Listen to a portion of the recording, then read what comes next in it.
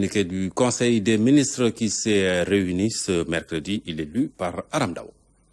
Le président de la République, son Excellence, M. Macky Sall, a présidé la réunion du Conseil des ministres le mercredi 11 mars 2020.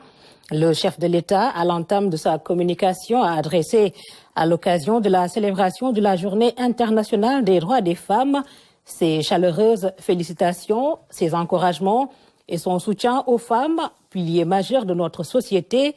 Il a, à cet égard, demandé aux membres du gouvernement de conforter le rôle des femmes dans la gouvernance publique en intégrant systématiquement l'approche genre dans la conception, la mise en œuvre et le suivi-évaluation des politiques publiques. Le président de la République a, à cet effet, invité les ministres à veiller au renforcement permanent de l'autonomisation économique durable des femmes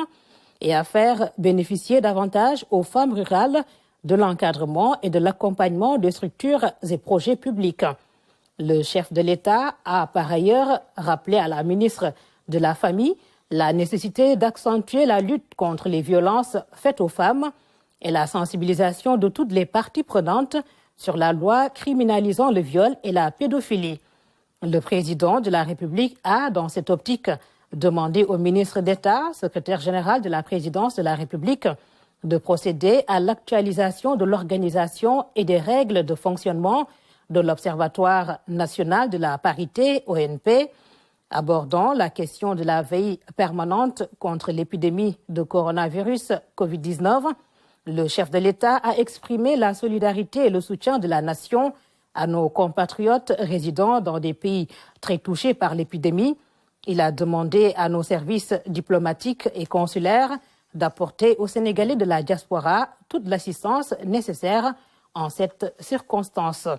Le président de la République a, en outre, félicité et encouragé le personnel médical du Sénégal pour le travail remarquable effectué dans le cadre de la prise en charge au niveau des structures de santé des cas suspects et ou confirmés de Covid-19.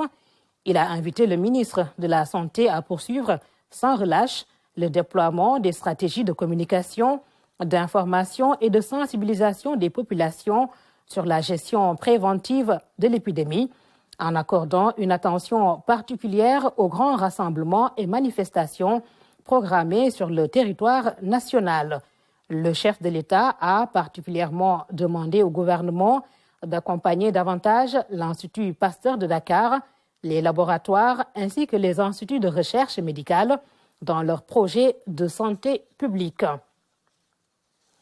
Le président de la République, évoquant la seconde session du Conseil présidentiel Sénégal-Gambie, prévue à Dakar le jeudi 12 mars 2020, a rappelé la tenue du premier conseil à Banjul en 2018, dont l'objectif est de consolider l'entente cordiale et d'impulser une nouvelle dynamique dans les relations entre nos deux pays. Au titre du Doing Business et du développement du secteur privé national, le chef de l'État a demandé au ministre de l'Économie, du Plan et de la Coopération, en rapport avec le ministre chargé du suivi du PSE et l'APIX, de préparer la 14e session du Conseil présidentiel de l'investissement, CPI, en vue d'accélérer la réalisation des réformes fondamentales d'amélioration de l'environnement des affaires au Sénégal. Le président de la République, revenant sur le processus de l'organisation du 9e Forum mondial de l'eau au Sénégal, a informé le Conseil avoir présidé le vendredi 21 février une réunion consacrée à cet événement majeur prévu du 22 au 27 mars 2021. Il a, à ce titre, demandé au gouvernement et aux organisateurs nationaux et internationaux de prendre toutes les dispositions nécessaires pour son succès. Il a souligné la nécessité de bien préparer le sommet des chefs d'État et de gouvernement programmé à cette occasion en présence des dirigeants des grandes institutions internationales. Le chef de l'État a, au sujet de l'intensification de l'exécution du projet Sambangalou, demandé au ministre de l'Eau et de l'Assainissement, au ministre de l'Énergie et au ministre de l'Agriculture, en coordination avec les ministres chargés respectivement des Finances et de la Coopération, de mettre en place, avec les autorités de l'OMVG, une instance spéciale de suivi au niveau national de l'implémentation de cet important projet. Concernant la gestion et le suivi des affaires intérieures, le président de la République a abordé la problématique de la régulation des marchés des produits horticoles et demandé à la ministre du Commerce de veiller à la commercialisation prioritaire de la production horticole nationale. Dans cette lancée, il a rappelé au gouvernement l'impératif d'assurer la sauvegarde des terres, des Niayes et de consolider la vocation horticole de cette zone éco-géographique stratégique. Le chef de l'État a clos sa communication sur les points relatifs à la réalisation du port de Ndayane, à la relance des travaux du port de pêche de Budodi à Ziguinchor et à l'alimentation durable en eau potable de la ville de Touba. Il a notamment demandé au ministre de l'Eau et de l'Assainissement de mettre en œuvre sans délai, avec l'appui du ministre des Finances et du Budget, le projet d'urgence d'approvisionnement en eau potable de Touba, conformément à ses engagements lors de la dernière édition du Grand Magal de Touba. Au titre des communications.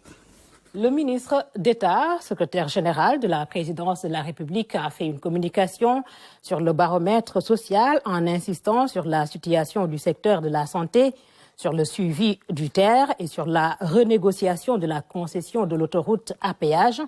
Le ministre des Finances et du Budget a fait le point sur la situation des finances publiques et les perspectives.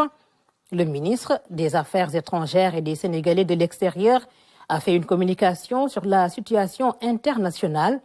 Le ministre de la fonction publique et du renouveau du service public a rendu compte du projet de lancement de la caravane du service public qui s'inscrit dans le cadre de la mise en œuvre du programme d'appui à la modernisation de l'administration PAMA. Le ministre de la Santé et de l'Action sociale a fait le point sur la situation de l'épidémie causée par le Covid-19. Le ministre des Pêches et de l'Économie maritime a rendu compte des négociations avec DP World dans le cadre de la réalisation du port de Ndayane et de la relance des travaux de construction du port de pêche de Budodi, du développement du port de Ziguinchor dans le cadre du projet Orio. Au titre des textes législatifs et réglementaires, le Conseil a examiné et adopté le projet de loi autorisant le président de la République à créer donc la Société nationale dénommée les Chemins de fer du Sénégal, CFS. Le projet de loi autorisant la création et la prise de participation majoritaire de l'État dans la société anonyme dénommée Société d'aménagement foncier et de rénovation urbaine, SAFRU. Le projet de décret fixant les règles d'organisation et de fonctionnement des universités publiques, le projet de décret portant organisation du ministère de l'Intérieur, le projet de décret portant organisation du ministère de la Santé et de l'Action sociale, le projet de décret portant organisation du ministère de la Microfinance et de l'Économie sociale et solidaire, le projet de décret fixant les règles d'organisation et de fonctionnement du Fonds pour l'habitat social, le projet de décret fixant le mode de calcul de la valeur locative des locaux à usage d'habitation imposable à la contribution foncière des propriétés bâties, le projet de décret relatif au registre des bénéficiaires effectifs RBE, le projet de décret portant création et fixant les règles d'organisation et de fonctionnement de l'INEFJA. Au titre des mesures individuelles, le président de la République a pris les décisions suivantes. Madame Fatou Bintou Sarr, matricule de solde numéro 110-122A, est nommée professeur titulaire de classe normale, indice 930-982, premier échelon, spécialité physiologie à l'unité de formation et de recherche des sciences de la santé UFR Santé de l'Université de Thiès. Monsieur Kamador Touré, matricule de solde numéro 110-144A, est nommé professeur titulaire de classe normale, indice 930-982, premier échelon, spécialité santé publique, option épidémiologie, à l'unité de formation et de recherche des sciences de la santé UFR Santé de l'Université de Thiès.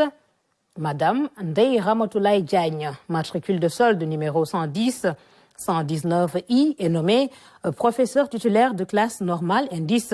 930-982, Premier échelon, spécialité pédiatrie à l'unité de formation et de recherche des sciences de la santé UFR Santé de l'Université de Thiès. Madame Sylvie Audrey Diop Guissongora, épouse Niafuna, matricule de solde numéro 110-120A, est nommée professeur titulaire de classe normale, indice 930-982, premier échelon, spécialité maladies infectieuses et tropicales à l'unité de formation et de recherche des sciences de la santé UFR Santé de l'Université de Thiès. Monsieur Mamadou Lamine Cissé, matricule de solde numéro 110-102A, est nommé professeur titulaire de classe normale, indice 930-982, premier échelon, spécialité gynécologie obstétrique à l'unité de formation et de recherche des sciences de la santé UFR Santé de l'Université de Thiès. Monsieur Modou Barandiaye, administrateur civil, matricule de solde numéro 508-161Q, est nommé directeur de l'administration et du personnel à la Direction générale de la planification et des politiques économiques du ministère de l'économie, du plan et de la coopération. Monsieur Mamadou Faye, ingénieur géophysicien, précédemment directeur général de Petrosen, est nommé directeur général de Petrosen Holding SA au ministère du pétrole et des énergies. Monsieur Amadou Thiam, ingénieur polytechnicien, précédemment coordonnateur du pôle de suivi des projets et réformes phares au bureau opérationnel de suivi BOSS du plan Sénégal émergent, est nommé directeur général de la construction et de l'habitat du ministère de l'urbanisme, du logement et de l'hygiène publique, en remplacement de monsieur Ousmane Wade, appelé à d'autres fonctions. Et enfin, monsieur Ousmane Wade, économiste financier, précédemment directeur général de la construction et de l'habitat du ministère de l'urbanisme, du logement et de l'hygiène publique, est nommé administrateur du fonds de l'habitat social du ministère de l'urbanisme, du logement et de l'hygiène publique.